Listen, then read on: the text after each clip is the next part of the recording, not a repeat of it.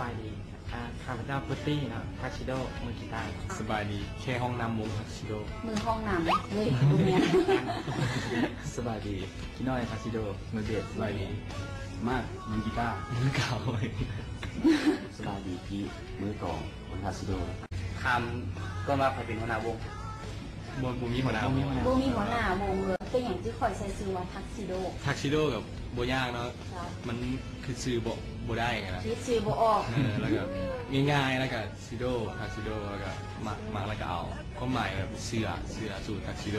แบบบงเสื้ออย่างประมาณบงเสื้อบนเรื่องมันต้องทักซิโดเสื้อมันมองมัวได้มองมัวเราซะในการเรียนแต่ละคนแบ่งหน้าที่กันหัวเนาะว่าเป็นมือกีตาร์มือเบสแต่ว่าในการแต่งเพลงเด้แต่ละคนมีส่วนร่วมกันจังไดคิดเนี่ยห้องทำนองอันนี้ก็เป็นคนแต่งเพลงคนหนึ่งนะนั่นแหละ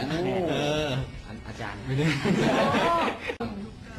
แต่ละคนมีแต่งน้ำกันใช่ไหมนั่นแหละ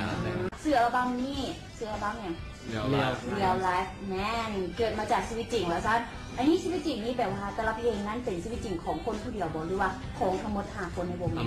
อันนี้เป็นความจริงของชีวิตนะความจริงของ1 2 3และในคืนนี้ใจมันยังคิดถึงเจ้าอยู่และยังอยากรู้ในความเป็นไปและคงนอนยิ้มกับผูกเก่าๆ1 ใบและน้ำตาก็ไหลโดยบ่รู้ตัว